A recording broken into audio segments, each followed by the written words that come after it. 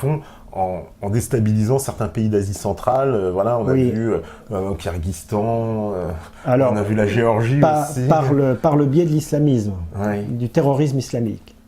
Ils avaient commencé, ça ne date pas d'aujourd'hui, hein. Il y a une équation mathématique simple, islam et CIA impliquent terrorisme islamiste. D'accord.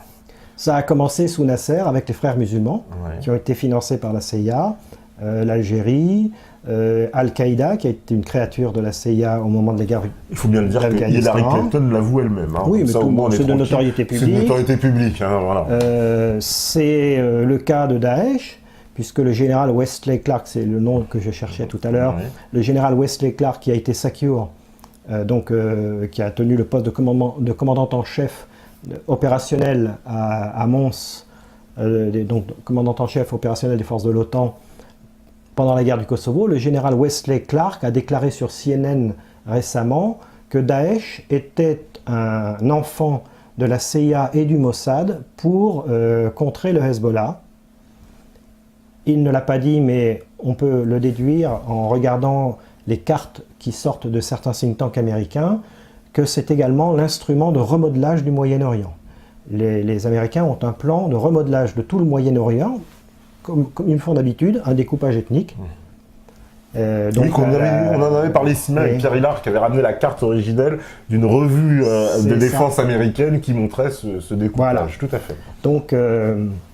Donc c'est dans le plan américain. Cette information a été confirmée par le général Flynn, qui a démissionné de son poste de patron de la DIA. La DIA, c'est la Defense Intelligence Agency, c'est l'équivalent de la DRM en France. C'est quoi la CIA de l'armée en fait? Non, c'est le renseignement, mais c'est la direction du renseignement militaire. Comme la direction du renseignement militaire en France. C'est exactement l'équivalent.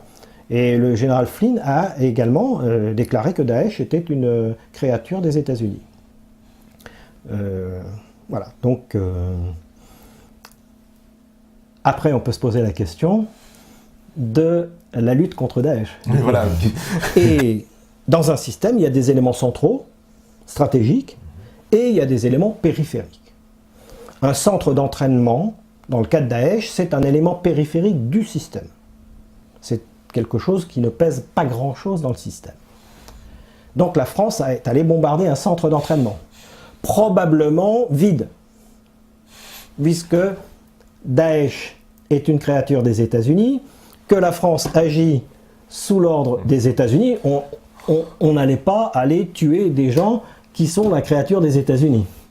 Donc probablement, je dirais que la probabilité est très importante que probablement le camp d'entraînement avait été évacué au préalable. Donc finalement, on a envoyé 5 Rafales avec un ravitailleur en vol pour leur donner du pétrole le long du voyage et un Atlantique pour faire le PC volant et un peu de renseignement pour détruire des casemates, des baraquements vides, quoi, en gros. D'accord. Et ça dit toute l'idée stratégique de ce bombardement.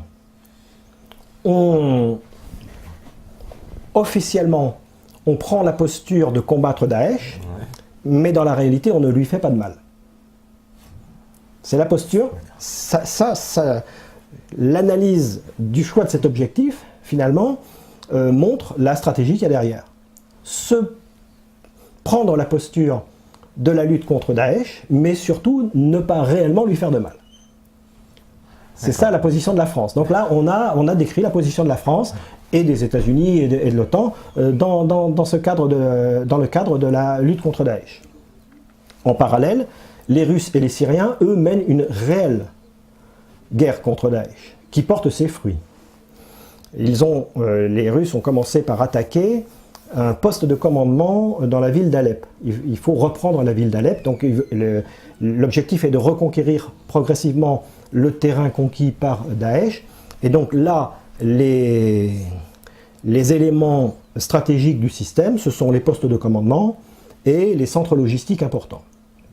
Donc les Russes ont commencé par détruire un poste de commandement. Ils ont tué, d'après les informations, 38 personnes. Bon, c'est de l'information de guerre, donc à prendre avec des pincettes, hein, parce qu'on sait bien que toute information de guerre peut être de la propagande. Donc. Mais en tout cas, la volonté est claire. C'est une volonté de détruire Daesh, et ils s'y prennent de la façon dont il faut s'y prendre. Intelligente, en analysant les points de vulnérabilité stratégique de l'ennemi, et en frappant ces points de vulnérabilité.